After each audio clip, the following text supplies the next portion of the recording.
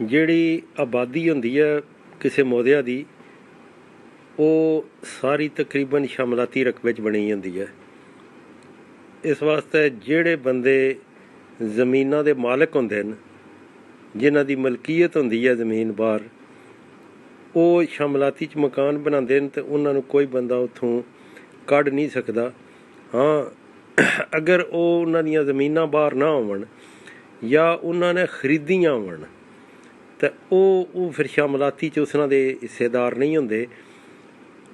ਅਗਰ ਤੁਹਾਡੇ ਬਾਪ ਦਾਦੇ ਨੇ ਕੋਈ ਮਕਾਨ ਬਣਾਇਆ ਤਾਂ ਜ਼ਾਹਿਰ ਹੈ ਬਈ ਉਹਨਾਂ ਦੀ ਮਲਕੀਅਤ ਹੋਣੀ ਹੈ ਜ਼ਮੀਨ ਬਾਹਰ, ਅਤੇ ਉਹ ਸ਼ਮਲਾਤੀ 'ਚ ਬਣਾਇਆ ਤਾਂ ਉੱਥੋਂ ਕੋਈ ਨਹੀਂ ਕੋਈ ਕੱਢ ਸਕਦਾ।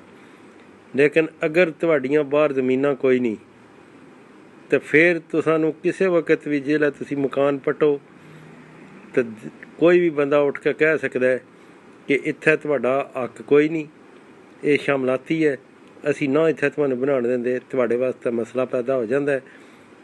ਲੇਕਿਨ ਅਗਰ ਤੁਹਾਡੀਆਂ ਜ਼ਮੀਨਾਂ ਬਾਹਰ ਹਨ ਤਾਂ ਫਿਰ ਤੁਹਾਨੂੰ ਕੋਈ ਬੰਦਾ ਨਹੀਂ ਕੱਢ ਸਕਦਾ। ਫਿਰ ਤੁਸੀਂ ਸ਼ਮਲਾਤੀ 'ਚ ਮਾਲਕ ਹੋਸੋ। ਪਟਵਾਰੀ ਦੀਆਂ ਕਾਗਜ਼ਾਂ 'ਚ ਮਾਲਕ ਦਾ ਲਫ਼ਜ਼ ਲਿਖਿਆ ਸੀ, ਮਾਲਕ ਕਬਜ਼ੇ ਦਾ ਲਫ਼ਜ਼ ਨਹੀਂ ਹੋਣਾ ਲਿਖਿਆ। ਜਿੱਥੇ ਤੁਹਾਡਾ ਨਾਂ ਸੀ ਉਹਦੇ ਅੱਗੇ ਮਾਲਕ ਲਿਖਿਆ ਆ ਅਤੇ ਇਸ ਦਾ ਮਤਲਬ ਹੈ ਤੁਸੀਂ ਸ਼ਮਲਾਤੀ 'ਚ ਹਿੱਸੇਦਾਰ ਹੋ। ਅਗਰ ਉੱਥੇ ਮਾਲਕ ਕਬਜ਼ਾ ਲਿਖਿਆ ਹੋਇਆ ਤਾਂ ਇਸ ਦਾ ਮਤਲਬ ਸੀ ਕਿ ਤੁਸੀਂ ਸ਼ਮਲਾਤੀ 'ਚ ਮਾਲਕ ਹਿੱਸੇਦਾਰ ਕੋਈ ਨਾ।